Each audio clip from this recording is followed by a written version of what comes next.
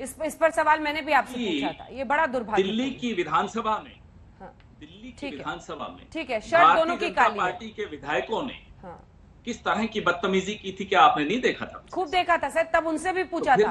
आज आप देखिए, जवाब दीजिए, इनकी शर्ट काली है तो हमारी भी काली होगी, ये कहाँ लिखा है सर? और जहां आप मुद्दे उठाने से रोकेंगे, जहां बिजनेस एडवाइजरी कमेटी, अरे वो आपका एक युवा मोर्चा का अध्यक्ष, एक युवा मोर्चा का अध्यक्ष तंदूर में अपनी पत्नी को मार देता है, तो क्या हम ये जस्टिफाई कर सकते हैं कि हम भी अपनी पत्नी को तंदूर में मार देंगे? हम करेंगे, क्यों आवाज क्यों नहीं उठाएं? अपनी आवाज नहीं उठाएंगे? आपका इतना डराओगे हमें कि हम अपनी आवाज नहीं बुलंद करें? बिल्कुल करेंगे, टेबल पे खड़े होकर करेंगे। अगर आप हमें बोलने नहीं देंगे तो कैसे आपने किसानों के काले कानून पास किए थे? हमने नहीं देखा। अनुराग जी, क्या इस तरह की अमर्यादित, नहीं मालूम क्या? अरे सरकार चलाना नहीं आता, ऐसा अमर्यादित व्यवहार सही है?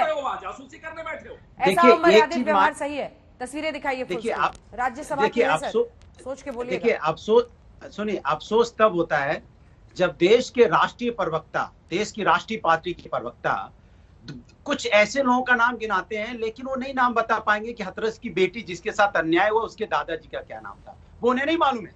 मोस्ट वीआईपी लोगों के दादा दादी का नाम पता है उन्हें नहीं पता है कि जिस अभी बच्ची के साथ चीरहरण हुआ उसके पिताजी का क्या नाम था, ये भी उनको मालूम नहीं है कि जिन किसानों की 700 किसानों की मौतें हुई उनके पिताजी का क्या नाम था, नहीं मालूम। अखिलेश जी की नानी का नाम याद नहीं रखा हूं, पिताजी दादाजी का नाम नहीं मालूम है, नाम याद नहीं है, कहां के लोगों का नाम पता है। अरे मुझे अखिलेश जी की नानी का नाम और दादी का नाम नहीं याद है भैया, अखिलेश जी का भी याद नहीं है। आम लोगों के पिताजी का दादाजी का नाम नहीं जानना चाहती क्योंकि उनकी समस्या के बारे में नहीं सोचती, उनके बारे में नहीं सोचती। उनके अगर बेरोजगारी, महंगाई, उनकी परेशानी के बारे में सोचती तो उनके पिताजी का नाम जानती। दूसरा, जहां तक आप विपक्ष की एकता की बात करते हो तो समझिए जरा वेद पुराण का पढ़ा के बारे में सोचना है तो उसके पिताजी बीच में काहे कमेंट्री दे रहे हो? फंस गए, बेइज्जती हो रही तो कमेंट्री दे रहे हो। जनता को पता चल गया कि आम जनता के पिताजी का नाम नहीं पता तो कमेंट्री देने लगे। भाई साहब बोलो ना, क्यों परेशान हो रहे हो? बोलो कि आपको जनता, आम जनता के दादा दादी का नाम नहीं पता लेकिन वीआईपी के दादा दादी का नाम पता है, इसीलिए अफसोस की बात है। इसलिए कहते हैं ना वेद पुराण में क्या लिखा गया? क्या सवाल है कि आप सबके दादा दादी का नाम बताओ, ये कैसा हो सकता है? जब संगठित होकर लोग लड़ते हैं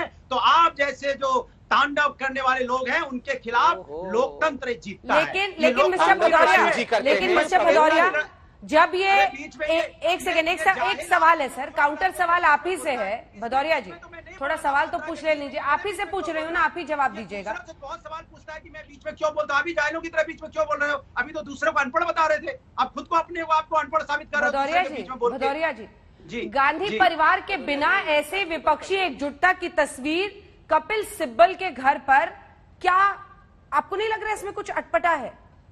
अटपटा इसलिए क्योंकि भारतीय जनता पार्टी की इस बात का डर लगने लगा है, वो विपक्ष की एकता से नहीं डर रहा है, वो डर रहा है राष्ट्र की एकता से। उसको लग रहा है कि अब राष्ट्र की एकता हमारे सामने आ गई है, क्योंकि राष्ट्र की एकता है ये।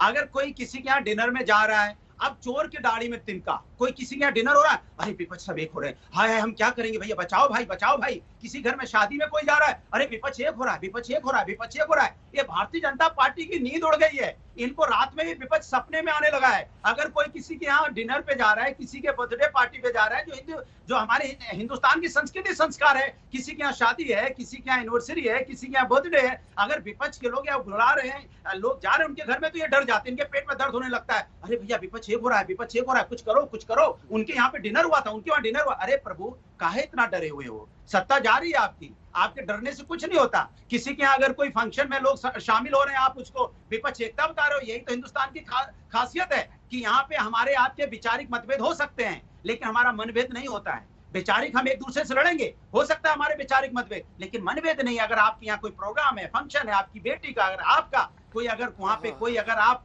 कोई प्रोग्राम कर रहे हैं तो हम सब शामिल होते हैं, क्योंकि हमारी लड़ाई हमारे मुद्दों की है। लेकिन आप क्या कर रहे हो? आप डरे सहमे रहते हो, आप पेगासस का इस्तेमाल करते हो, डर के मारे जासूसी लगाओ, हमारे खिलाफ साजिश तो नहीं हो रही। क्योंकि डरा हुआ आदमी, नैतिक रूप से डरा हुआ आदमी दूसरों को अनैतिक साबित करने के लिए तरह तरह के उपाय करता है। डरे हुए लोग हैं, जिनको पता है किसान इनसे रूठा हुआ है, इनको पता है बेरोजगारी से लोग, युवा इनसे परेशान है, महंगाई से आम जनता परेशान है, महिलाओं पे अत्याचार, महिलाएं परेशान है इनसे, किसान परेशान इनसे, देश की अर्थव्यवस्था टूट चुकी है, पूरा हिंदुस्तान इनसे परेशान है। तो डरा हुआ आदमी तिनके से भी डरता है। उसको अगर थोड़ी सी खट सी आवाज, अरे कौन आ गया, कौन आ गया, किधर आ गया, ये डरे हुए लोग हैं। इतना डर गए हैं कि किसी के घर में अगर 4 लोग इकट्ठे होते हैं तो इनका पसीना छूटने लगता है। ये घबरा चुके हैं क्योंकि इनकी सत्ता जाने वाली है। चाहे उत्तर प्रदेश में हो, आप 2022 में 2024 में यहाँ से जाएंगे।